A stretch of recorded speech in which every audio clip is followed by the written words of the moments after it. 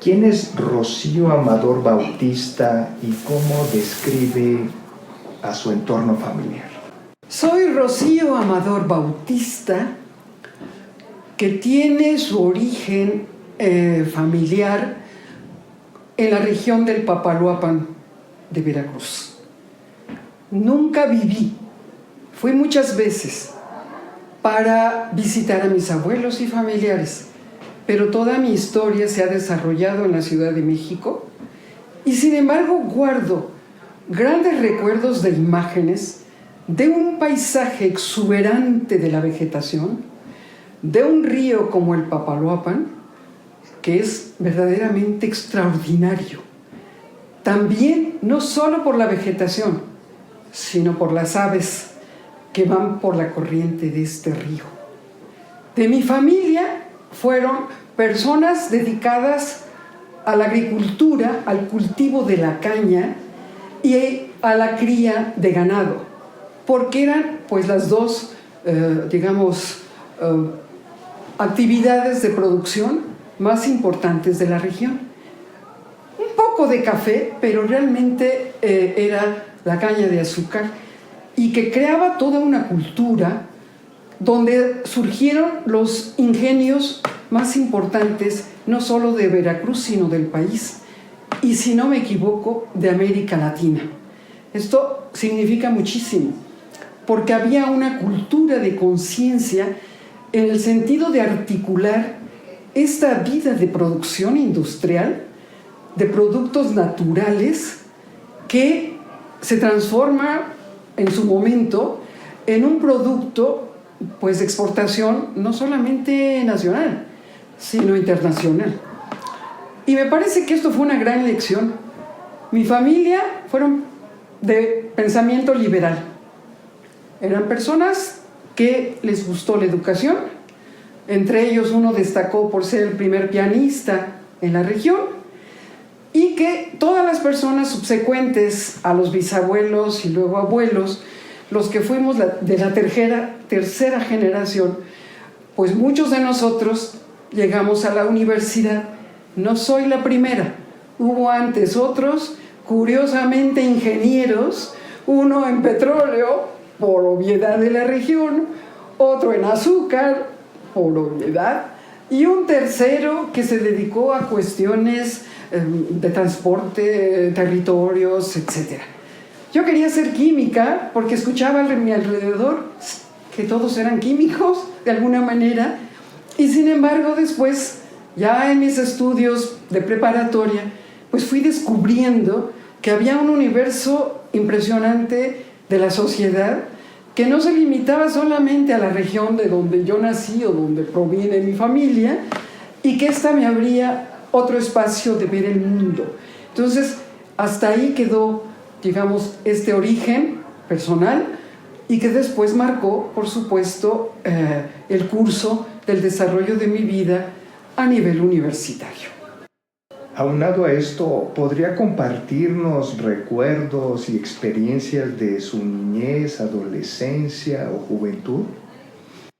Sí, tuve, yo creo, un rasgo que me ha marcado hasta hoy, sin saberlo. Me apasionaba pasarme horas en la biblioteca, no por estudiosa, porque mi madre me decía, ¿ya hiciste la tarea? Porque yo siempre te veo leer libros de otra cosa. Porque sí, me gustaba al menos ojear las enciclopedias que traían muchas imágenes y que me hacían viajar con la mente. O sea, todavía yo soy de una generación que no existían las tecnologías como hoy, que nos permitan ver las imágenes de otros mundos, de otros países, de otras culturas, pero sí, me encantaba meterme horas en la biblioteca de la escuela para poder hojear las enciclopedias, hasta que era una escuela religiosa, solamente la secundaria. Siempre fui a colegio, a pesar de mi familia liberal, yo fui a una escuela religiosa, y que alguna vez las religiosas del colegio, era tanto que yo tomara el tiempo libre para irme a la biblioteca, que les empezó a causar duda. ¿Qué hacía yo en la biblioteca? Yo la única encerrada en la biblioteca hojeando libros. Y ya cuando fueron y vieron que no era la tarea, pues ahí se acabó mi experiencia y mi gusto por estar revisando bibliotecas. Soy una apasionada del cine, incluso estudié cine. Para hacer mi tesis de doctorado lo hice sobre cine científico y educativo. Todo eso comienza con esa fascinación de las imágenes. Yo creo que mi mente, desde los paisajes de la región del Papaloapan hasta hoy, las imágenes me parecen maravillosas para conocer el mundo. Ok, la lectura es fundamental, pero pienso que va asociado. La lectura y la mirada del mundo construyen nuestro espíritu. Empezamos por los ojos para ver pues todo lo que es el universo natural y también el espacial. Entonces, esa es una de mis pasiones, que fue el cine, que en algunos momentos hice escritos, guiones para hacer algunos documentales precisamente sobre cuestiones, sorprendentemente, sobre el petróleo, nociones de petróleo. Trabajé con los del Instituto Mexicano del Petróleo. También estuve en el Centro de Estudios Cinematográficos para hacer videos sobre cuestiones temáticas políticas y que, bueno, han sido complemento no solamente de la cuestión de estudio, sino también de producción. Yo creo que esto debe ir conjunto. Uno no puede quedarse solamente con la lectura, sino que articular también la experiencia de vida. O sea, no solo es teoría y método, también es praxis. Y si uno integra las tres, en mi caso diría, son principios de pensar, de escribir y de actuar. Porque si no actuamos, también todo se queda congelado en libros, en artículos que pueden ser reconocidos como productos, pero la pregunta es, ¿y cómo impactan socialmente?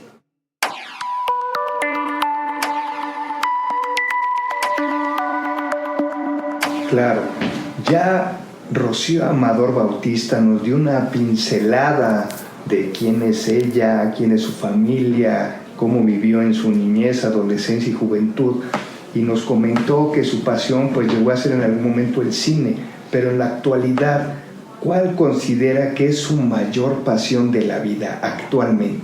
Mi pasión actual es la continuidad. A pesar de no ser psicóloga ni experta en ninguno de estos temas, me sorprende que en el caso de Carl Jung se refiere a la sincronicidad como un concepto donde nuestras experiencias de vida parecen interconectadas, o lo son.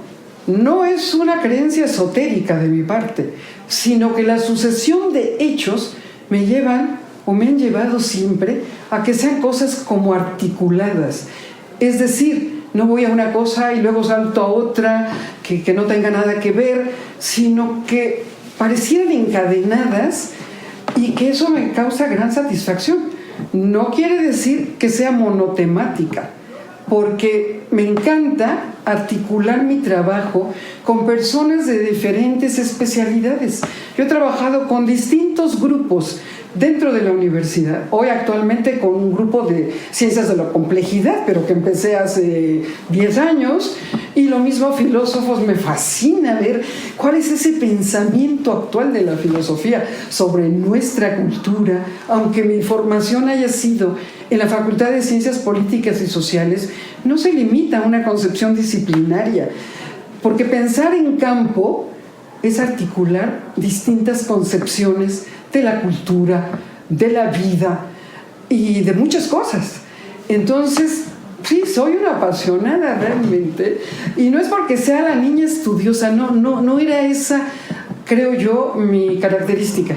No, era la pasión de leer, y sigue siendo la pasión de leer, y en lo posible, con mucho esfuerzo, de escribir, que no es fácil. Realmente es un esfuerzo impresionante el poder pues construir nuevos discursos que no sean nada más lo que uno puede reproducir de lo que otros han hecho. Por supuesto que hay que conocer lo que otros han dicho y hecho para no ser repetitivos. No es fácil.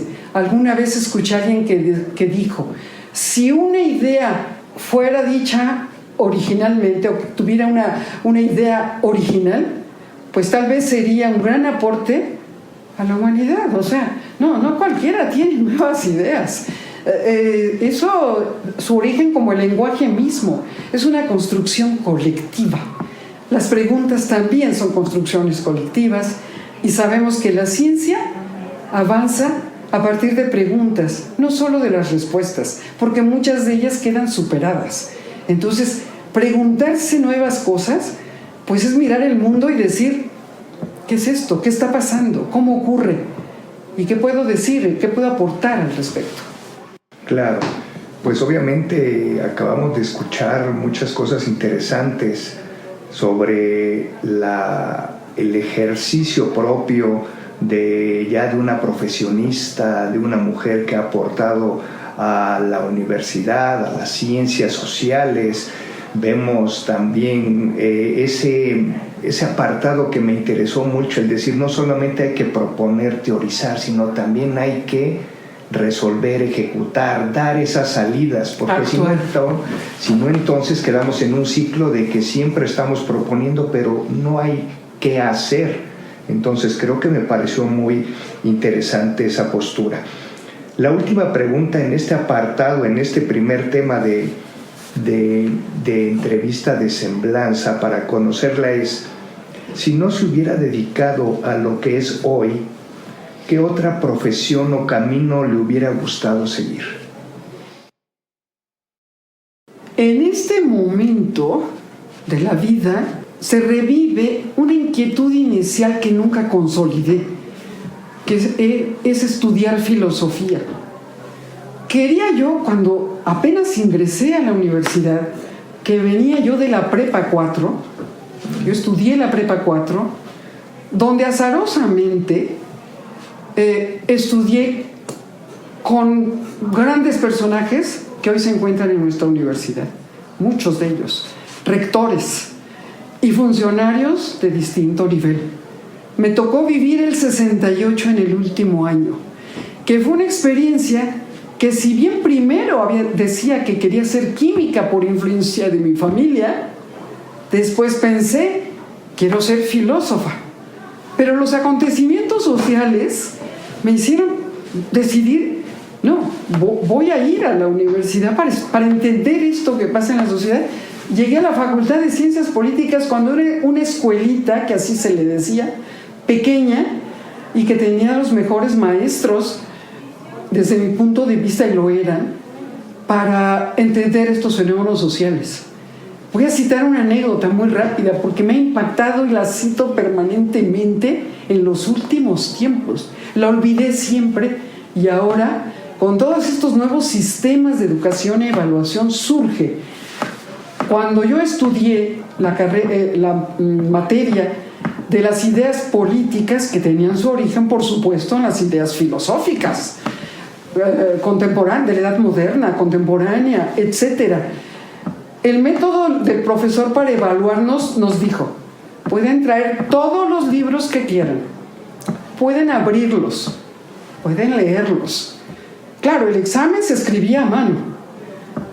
Nos sentaron a 100 personas juntas, una con otra, y cada uno traía sus libros, pero era razonar, era escribir. ¿Quién se iba a poner en ese momento? Es el mejor método que he visto.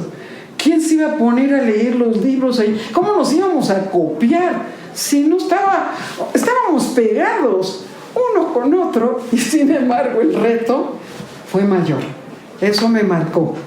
Hoy, a mi edad, quiero regresar a esa experiencia de leer todos esos libros inconclusos de los filósofos, precisamente de la etapa moderna y hasta la contemporánea, pues para seguir reflexionando sobre la sociedad y sobre el ser humano, porque no son generalizaciones nada más de movimientos sociales y todo, sino que en el centro de todo eso están las personas. Claro.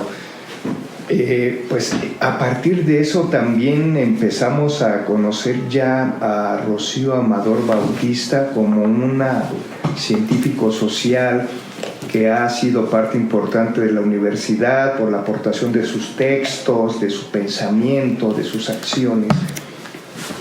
Y me gustaría hacer la siguiente pregunta. La comunicación humana suele parecer sencilla, pero en la práctica resulta compleja. Desde su perspectiva, ¿qué factores o herramientas considera esenciales para lograr una comunicación efectiva, una comunicación humana efectiva? Gracias por la pregunta, bastante difícil, profunda y filosófica. En este momento, en la humanidad, precisamente está a debate todas las nuevas formas de comunicación, de información y comunicación acumuladas. Es decir, estas formas comenzaron en un estudio que estoy realizando, pues desde la primera revolución industrial. O sea, la producción del conocimiento industrializado, con base en la ciencia y la tecnología, pues ha evolucionado, y todo esto tiene que ver con los procesos de comunicación científica, tecnológica, pero humana, fundamentalmente humana. Y me quedo en el último ciclo, es decir, en este primeras décadas del milenio, del siglo XXI, donde confluyen todos los modelos o formas de comunicación humana, mediadas con tecnologías. Comenzamos con las tecnologías más económicas, simples, para dialogar entre dos personas, pero esto se ha ido ampliando cada vez más. Y hoy estamos frente a un gran mito, a una gran utopía de concentrar todas en una herramienta que es la tecnología o los sistemas de tecnología de la inteligencia artificial. Y desde mi punto de vista, y no solamente el mío, sino muchos expertos, Internet nació como una réplica neuronal, es una réplica del cerebro humano. Y sin embargo, pues no ha logrado desde entonces hasta hoy superar la inteligencia humana, porque lo que ocurre con estas máquinas es que todo su contenido, llamémosle intelectual, ha sido producción humana. Entonces, hoy, frente a los procesos de información, automatización, que están concentrados en la inteligencia artificial, desde mi punto de vista, es un insumo de información, es una tecnología, pero no es la inteligencia misma, no es la inteligencia humana.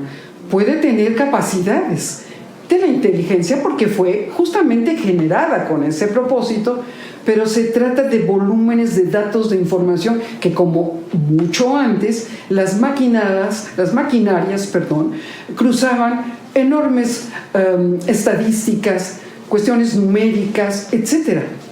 Pero es que este proyecto tecnológico es un proyecto político que instaura en 1975 el gobierno de Washington, que la humanidad, con su modelo ideal de sociedad estadounidense, porque así se propuso, así se dijo, se planteó en una reunión de la OCDE en París en 1975, donde todo tiene que ser cuantificable. Eso fue en 1975 cuando se institucionaliza esta concepción.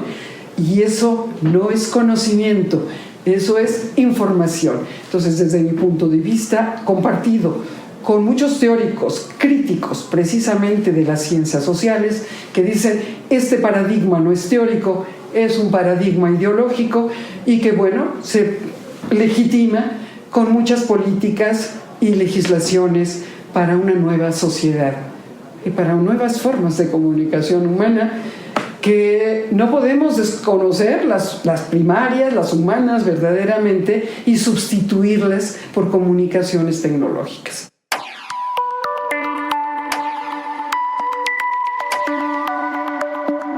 Claro, a razón de eso que nos comenta sobre el conocimiento, la comunicación humana, en su opinión, ¿el conocimiento y la educación van siempre de la mano o son conceptos y prácticas distintas? Desde mi punto de vista hay una relación dialéctica en ambas. Es decir, la pregunta es, ¿la educación como qué? ¿Como método? ¿Como modalidad? Es una forma de comunicación, pero es una forma de comunicación de conocimiento, de saberes y de prácticas, porque el conocimiento en abstracto, monolítico, pues no es el único principio de la educación. O sea, la educación también implica métodos de cómo investigar, cómo ver al mundo, para llevarlos a la práctica. Entonces sí me parece que la relación es dialéctica. Yo no puedo superarlas, sino que, mejor dicho, separarlas, sino que son totalmente articuladas. Que por supuesto en una y en otra hay modalidades distintas. Hay modalidades distintas de comunicación y de educación. Y sobre todo hoy, como lo que acababa yo de señalar, pues con todos los avances científicos y tecnológicos, hoy las formas de comunicación de la educación pues están sometidas a todas esas nuevas estrategias y prácticas comunicativas.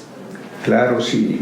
Ahorita recuerdo en mi caso a Juan Amos Comenio, ¿no?, del siglo pasado, que planteaba pues esta cuestión de la educación ya como tal, Juan Jacobo Rousseau en el Emilio, Paul Freire ya más actual, y pues quizás dentro de nuestros casos mexicanos el mismo doctor y rector de la universidad, Fernando González Casanova, quien postulaba pues una cuestión de evolución en la educación, el proceso y las acciones que teníamos que ver. A razón de esto, la siguiente pregunta es: ¿cree usted que la educación a distancia en México realmente puede llegar a las comunidades marginadas y excluidas en el caso de que existan limitaciones?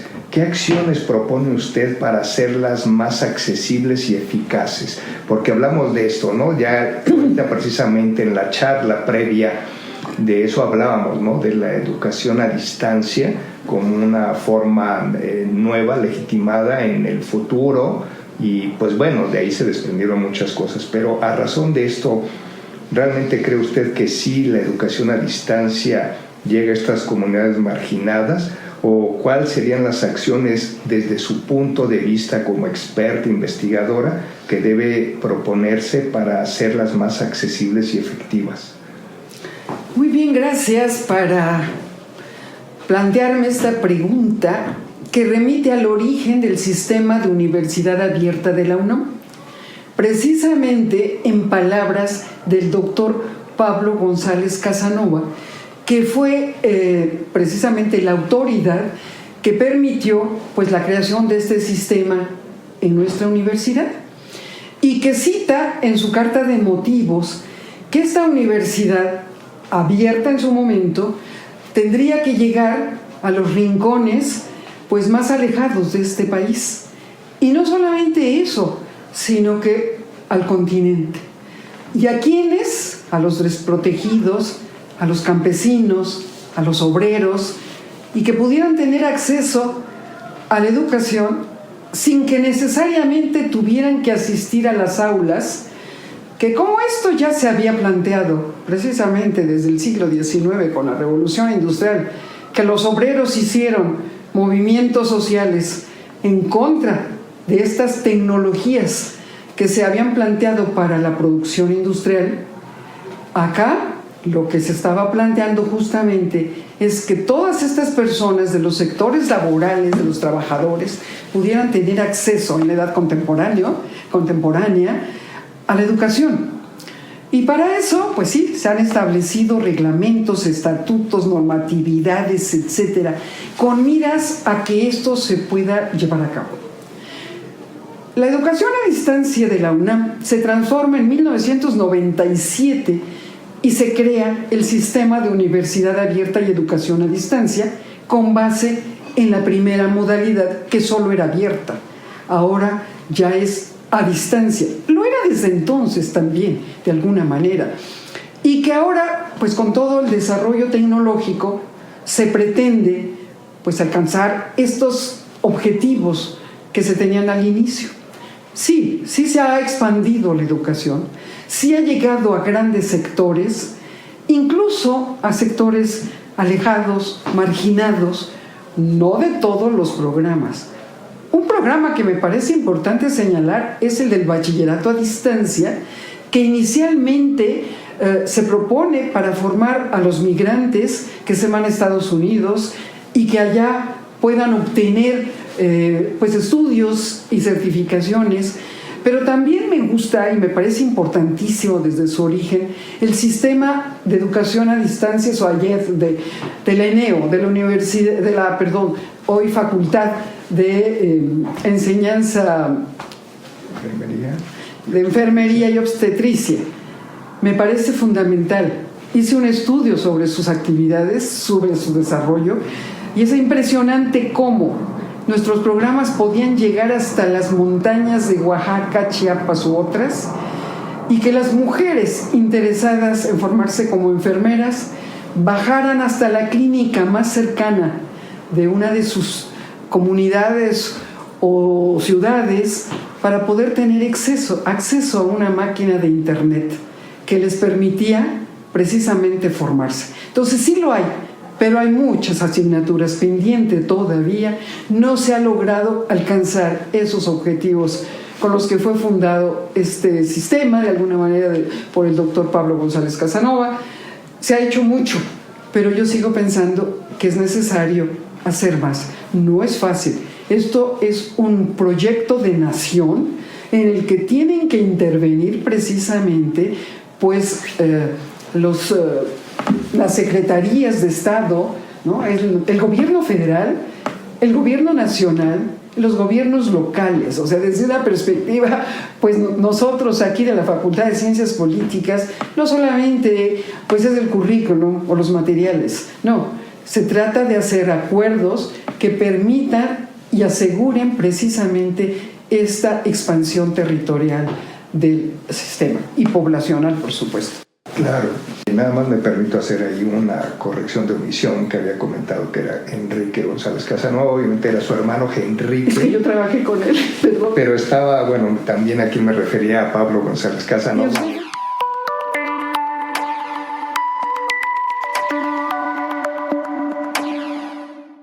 En función ya de eso, de precisamente lo que comentábamos, la universidad abre puertas, hace los proyectos, pero desafortunadamente al coadyuvarse con los gobiernos, con las entidades, pues muchas veces se cierran esas puertas, lo que comentábamos.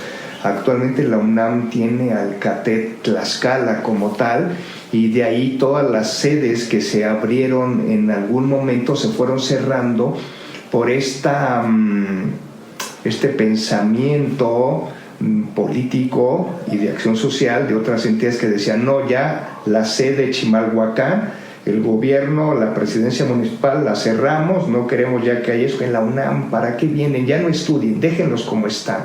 Entonces yo creo que también la UNAM propone, pero hace falta esta motivación y actitud del gobierno para que realmente también la UNAM y entre los dos coadyuven para llegar a un resultado óptimo, eficaz, y que no llegue la gente de la sierra y baje hasta un lugar para buscar internet, luz, y que pueda seguir estudiando y de regreso a su comunidad de 2 o más días y llegar y decir, bueno, yo ya estoy preparada, quiero compartir mi conocimiento. Entonces yo creo que estamos rezagados en eso. Hablamos de una evolución tecnológica, pero en una cuestión de pensamiento político, acción social, actitud y vinculación estamos sumamente atrasados. Finalmente, doctora, para cerrar este podcast de nosotros, la pregunta es la siguiente. ¿Hay algún tema o aspecto que nunca le hayan preguntado en entrevistas anteriores y que a usted le gustaría compartir por considerarlo de un gran interés, de lo que sea? Yo creo que la formulación de sus preguntas, que fueron puntuales pero profundas, o sea, realmente era difícil poder decir todo en esas preguntas por el grado de profundidad. Yo pude haber hablado también de mis acciones, es decir, yo coordiné 3 series de televisión que tiene que ver con esta cuestión de la colaboración entre instituciones. 3 series de televisión que tuvieron que ver sobre los debates de la ciencia y la tecnología con visión de futuro. Fueron 3 diferentes. Una precisamente sobre este tema, otra sobre los problemas del medio ambiente y el desarrollo sustentable en su momento, y otra que era más bien sobre un debate de las reformas universitarias entre distintas instituciones. Esta se realizó en la sala ISLI, que son pues potencialidades tecnológicas impresionantes. Esto es en términos de experiencia personal y que pues pocas veces hablé. O sea, realmente no, eran solamente cosas que pues sí, ya la había hecho, pero ahora le encuentro un significado importante porque difícilmente se han repetido. Cada uno de estos programas estaba enlazada con 30 instituciones. Cada programa tuvo 30 instituciones que estaban presentes de manera por satélite, porque no disponíamos de otras tecnologías. Mi interés fue usar todas las tecnologías. Siempre decía, pues si estoy trabajando sobre ella, quiero usar todas. Y debo de agradecer que los titulares de las entidades correspondientes me ofrecieron la oportunidad de usar todas sus tecnologías, entre ellas la sala IXLI. Y entonces, pues creo que esto también aporta a la idea de que este sistema de universidad abierta y educación a distancia, en mis estudios de un libro que recién he publicado, señalo la cantidad inimaginable de acuerdos de colaboración con instituciones internacionales, regionales, nacionales, que no podemos imaginar, que requerían, y hasta la fecha, capacitación para sus personales en estas instituciones.